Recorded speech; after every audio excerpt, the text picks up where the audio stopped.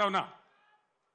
కొన్ని సందర్భాలలో అత్యాశకో దురాశకో లేదా మరో రకంగానో ప్రజలు మోసపోతారు. మొన్న కూడా మోసపోయి కాంగ్రెస్ పార్టీని గెలిపించాను. ఈరోజు 3 నెలల లోపలనే 100 రోజుల్లోనే ప్రజలు ఏం జరుగుతుందో మీకు తెలుసు. మీరందరు గ్రామాలలో ఉంటారు. ఏం మాట్లాడతామంటే మేము ఎక్కువ ఇస్తాం, మీకు 6 సందమామలు పెడతాం, 7 సూర్యులు పెడతాం అని మాట్లాడింది. రైతు బంధు 15,000 వేస్తాం, కళ్యాణ లక్ష్మికి తులం బంగారం కల్పిస్తాం. ఇవాళ నోటికి మొక్కాలే 420 హామీలు ఇచ్చిండ్రు, బయలుదేరిండ్రు. ఇవాళ ఏం మాట్లాడుతుండ్రు? రైతు బంధు అడిగితే చెప్పుతోను కొడతామంటాడు ఒక మంత్రి.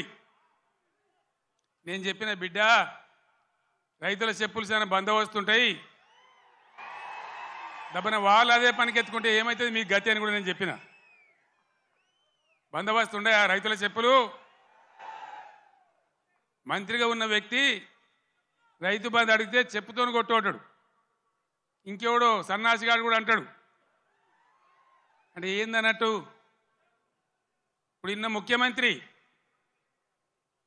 ఆయనను 6 గ్యారెంటీలు ఇవ్వయా, కరెంట్ ఎందుకు మాయమైందా, నీళ్ళు ఎందుకు మాయమవుతున్నాయని అడిగితే ఆయన నేను పండబెట్టి తొక్కుతా, పేగులు మెడలేసుకుంటా, పెండ ముఖానికి రాసుకుంటా, చీరుతా సంపుతా, మానవ బాంబునైతా, మట్టి బాంబునైతా అని మాట్లాడతాడు. ఇంత అసహనమా?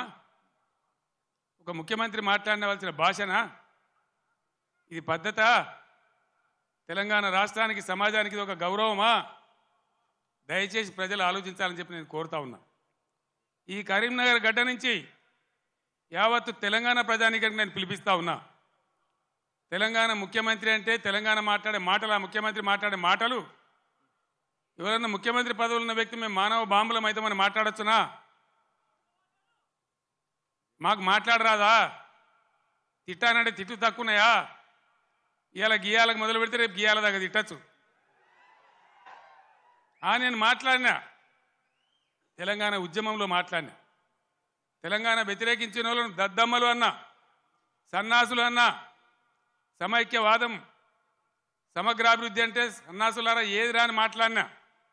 కానీ ఈ విధంగా 10 ఏళ్ళ ముఖ్యమంత్రికి ఉన్నప్పుడు నా నోటి నుంచి ఒక్క రోజన్నా ఒక సందర్భంలోన్నా ఇటువంటి దురుసు మాటలు మీరు విన్నరా?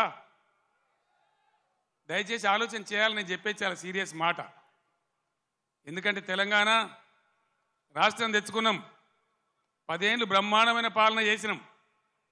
మీ అందరికీ తెలుసు, తెలంగాణ వచ్చినాడు కొత్త కుండల ఈగదు వచ్చినట్టు.